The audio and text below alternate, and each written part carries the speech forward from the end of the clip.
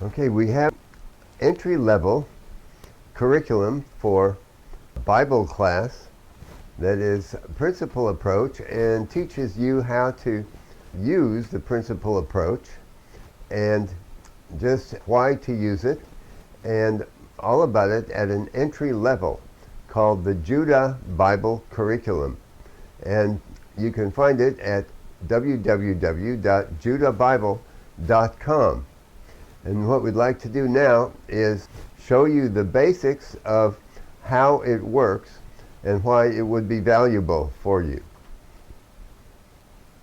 Today we're going to talk about education and get a deeper understanding of education.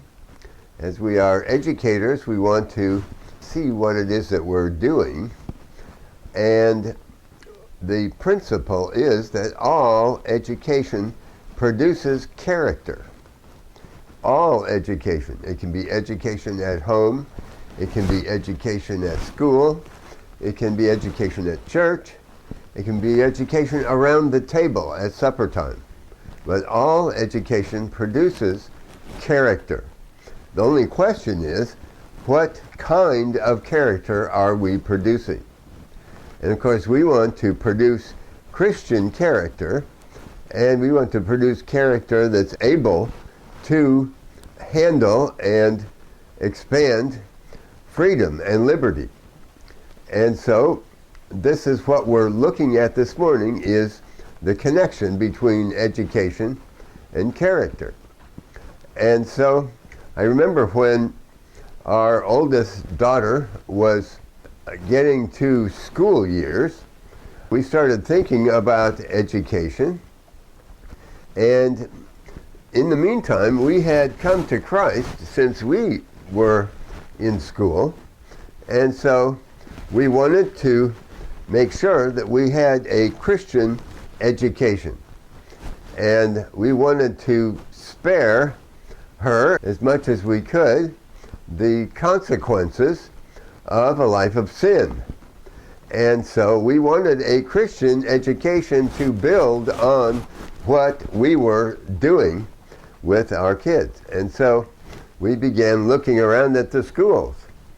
And I remember that the beginning question we would ask is, what is your curriculum? And the curriculum is basically, you start off the curriculum, and it's the content, in other words, what we're teaching, and the methods by which we're teaching it. And we were trying to figure what would be a Christian curriculum, because we wanted biblical content, and then the methods, how you teach it. Right? We didn't think much about that, but we knew that if you saw the curriculum, if you knew what the curriculum was in a school, you kind of knew what was coming out the other side. And so since we had become Christians in the meantime, we wanted our curriculum to be defined by our philosophy of education, which would be Christians, since we were Christians. And our philosophy of education defines our content and our methods. It is the why of the education, why we're teaching what we're teaching in the way that we're teaching it. And so we said that all education, we'll see this clearer as we go along, all education produces character.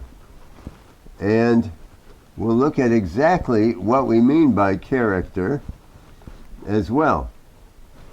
And so we wanted to produce Christian character in our students through the education, just like we were doing at home and at church. But there's a earlier step to this, and that is our philosophy of government. And so our philosophy of government is out here, and our philosophy of government defines our philosophy of education in such a way that the content and the methods produce in our students a character that then reinforces that philosophy of government. So if we have a Christian philosophy of government, which would be that God is the top authority, God is sovereign, then we would build our philosophy of education so that the content and methods of that would produce a character that would then build up that philosophy of government. And we see that in Cuba, when the communists took over, they educated everybody, and it was looked at as a great humanitarian gesture. But they had a content and methods by which they produce a character of dependence on the state. And that then reinforced their philosophy of government. And so that was profitable for them in the years to come. Now, we want to look at this philosophy of government a little more clearly. And I've got other lectures that I speak about this, but for just a short view here, the first thing that we look at in our philosophy of government is our view of sovereignty. Now, a lot of times when we think of government, we're thinking of the Capitol building down in our nation's capital or our state's capital, but that's only one aspect of government. That's the civil government. There's family government, there's church government, there's classroom government even. And so there's all kinds of government, but what these are all defined by our basic philosophy of government and the view of sovereignty, of what is the top authority. And so we're going to look at that first. And of course, the one that we know is that God is sovereign, and that God is the top authority. And so we believe that the whole Reformation was about proclaiming that God is sovereign. It's not the king who is the top authority. It's not the Pope that's the top authority or the church that's the top authority, but it's God who's the top authority. And so that was the big battle cry of the Reformation. And the idea was that since God is sovereign, then he rules the individual through the Bible. And that's a Bible there. As he rules the individual then through the Bible is the handbook for all of life. It's the instruction book for all of life, including civil government. And so we're going to look at that as well. And so if you don't know that God exists, however, you've got a problem, and this doesn't exist for you. And so you look around and say, well, where does top authority lie? And people look around and they say, well, of course, it's the civil government that's the top authority. And so they come up with this view over here, that the state is sovereign.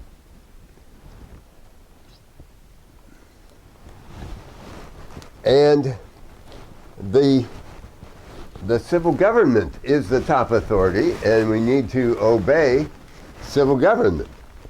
Well, there are those who don't know that God is there, they don't believe that. They don't have a relationship with him, or they're atheists or something, but they don't like the idea that the state is telling them what to do. Who gives that guy the right to tell me what to do? And so they come up with another view, and that is that the individual is sovereign in and of himself. That individual is sovereign. And so these are the three views of sovereignty, and the three views of who or what is the top authority. And each one of them has a world view that comes out of it that we can talk about, and that we're going to talk about, especially with respect to education and government. And so, as we're looking at this, we're looking at how education reinforces each one of these philosophies of government. Over here where the individual is sovereign, we have a name for that, and that is anarchy. And where everyone is doing what's right in their own eyes. On the other hand, over here, where the state is sovereign and the state decides what it's going to do, then this is tyranny. Tyranny. And of course, the center one here is based on the presupposition that God exists. But if you don't believe that God exists, then this is invisible. You can't see it. And you come up with one of these, that the civil government is sovereign, the top authority, or that the individual in and of himself is sovereign. And so these are the three views of sovereignty, and I call them the three philosophies of government. That God is sovereign, or that the state is sovereign, or that the individual is sovereign. And we can define, look at the worldview that comes out of each of these. We can also see these three all through the Bible. And just in terms of what's happening in the Bible, we can see it in terms of these three philosophies of government. Now, the one that we Christians are familiar with is this one in the center, where God is sovereign. And so that's why we look in the Bible to see everything about life, from prayer and devotion and worship to civil government and business and economics and education, all these things, all from the Bible. So we need to know the Bible then. We need to know the instruction book, so we need to study the instruction book in order to be able to apply it to every area of life. Now, Adolf Hitler said, "What luck for rulers when the people don't think." Well, that's from way over here. He was here where the state is sovereign. And when the people don't think, then the state can do anything it wants. It's a very dangerous position. On the other hand, the people get mad at that, and so they rebel and come over here to the individual as sovereign. So much of the world is a clash between anarchy and tyranny, going back and forth. There's one country in South America that had 41 governments in 39 years. And so, because it was going back and forth from tyranny to anarchy. The thing that will mitigate that will stop that, is this center column and the people coming back to God and serving Him and setting up their every aspect of their lives according to the Bible, according to God's Word. Okay, we're going to look further at government, these presuppositions. Of course, the central one, based on the idea that God exists, and so He is top authority. These other two, the state is sovereign, is based on the presupposition that God does not exist, but the state is sovereign. And over here, that God does not exist, but the individual is sovereign himself. And so, in the center here, we have a basis in truth. And because God is the top authority, then we can talk about truth and about His Word. And so His Word is the center of our education here in this, with this presupposition. So first of all, we need a basis in truth, and then we also need a reasoning ability. The ability to reason from that basis in order to apply the Bible, the truth, in every area of life.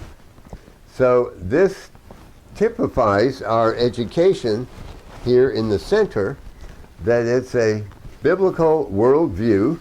It's centered on understanding the truth, and then also on being able to reason from that revelation of truth to apply it. Over here on this side, this is typical of in America, of our public schools, where the individual is sovereign, where the people did not know God, and so they said, well, they had just come out of the Second World War, and they didn't even think about this one, that the state is sovereign, but the idea was that the individual is sovereign in and of himself. And so the idea here is to draw out the child, that the child is the center, and we draw him out. And the idea, and especially, for instance, was what it was thought that the way to educate a child is for him to begin with play. To play, this was Elizabeth Peabody Mann. We begin with play, and then that's going to give a good foundation for his education. And she put together the kindergarten movement. And the idea here is that the individual is sovereign, so you draw the child out. You say, how do you feel about this, or this, or this? And you have experience walks where they go around and they experience a tree by touching it and feeling it, and they experience the grass by running their hands over it, and so forth. And this is education. If you experience everything, then you're educated in the extreme over here. Well, there's a reaction to that. And say, no, the problem is over here, if the individual is sovereign, they said that God does not exist. And so that's why this is the case. And so there was a reaction that says, no, God does exist. And we have to switch over, and in the opposite extreme, the governing structure is sovereign. And it can be religious, it can be civil, but it's the external structure that is the top authority. And so the idea here is to pour in the facts, to pour in all kinds of facts and details, and then mark them on they can mark that on the test, and if they learn lots of things, then they're educated, rather than if they experience everything. And so the swing went over to a detail-oriented and memory-oriented education. Now, I was teaching in Kosovo, and it was a communist education that my students, my college students, had grown up under, and they could memorize very well. It was amazing how they could memorize. But they had a real difficulty taking what they had memorized and then reasoning with it to come to a conclusion in another sphere. And so they had been raised way over here. Now, here in the center, the idea is to pour in the facts and the principles and the concepts, but then draw out conclusions and draw out wisdom that they come up with from thinking about these ideas and facts and conclusions. In other words, how to apply these things. So it's a pouring in and a pulling out at the same time. So that's this view over here in the center. It is the biblical worldview plus reasoning from that worldview. Now he said that over on this side, the idea was that the child is a sensory being. In other words, his senses are the most important, and his emotions, and so forth. And so that's where we get this, that experience is the most important thing. Well, then in the reaction over here on this side, it said, no, the child is an intellectual being. We need to train his brain, and we need to pour in all kinds of concepts so that he knows lots of things. And if you know lots of things, then you're educated.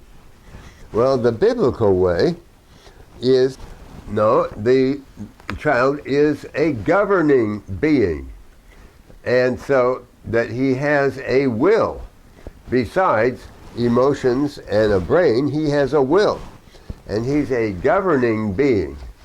And if he can make right choices, make good choices, and control himself and control his will, then he is educated. And so this is the methodology of the education as well.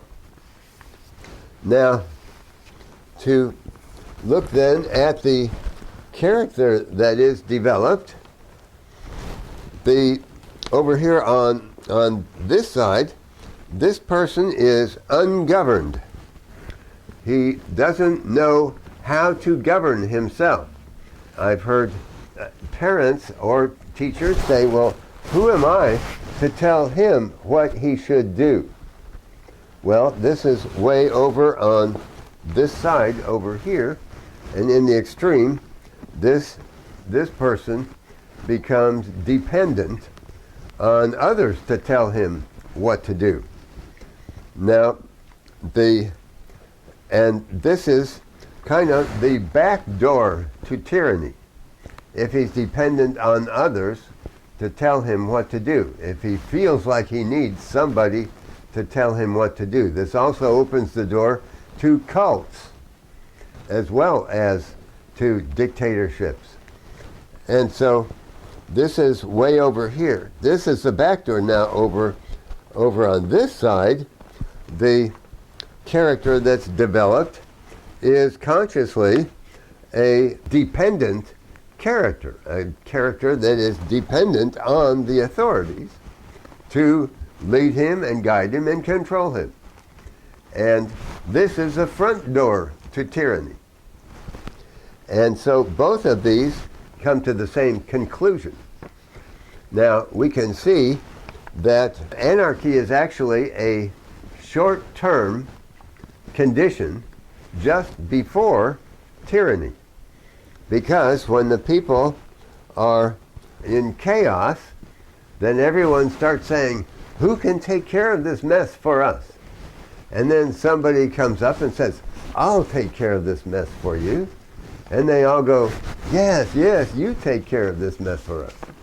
And so what happens is that they then flop from anarchy over to tyranny.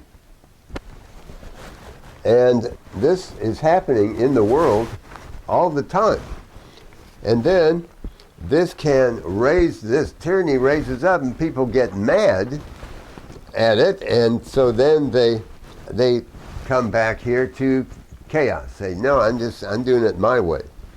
Well, the answer is in the center here, where this person, his character is self-governing character under God. So he's going to govern himself by the Bible under God in every area of life. And that makes liberty possible. We're going to look at that as well. And so this is the kind of character that we're wanting to produce in our kids. Now, this character in the center is sensitive to God and to His Holy Spirit. It's God sensitive, and then it knows how to choose according to what God wants. Over on this side, the center here is self, and really this person over on this side fears his peers. And so this peer sensitivity keeps him in line as far as the authorities are concerned, but it also makes him not able to break away from that. And so over on this side, this person is authority sensitive. He feels guilty choosing against his authorities in the extreme.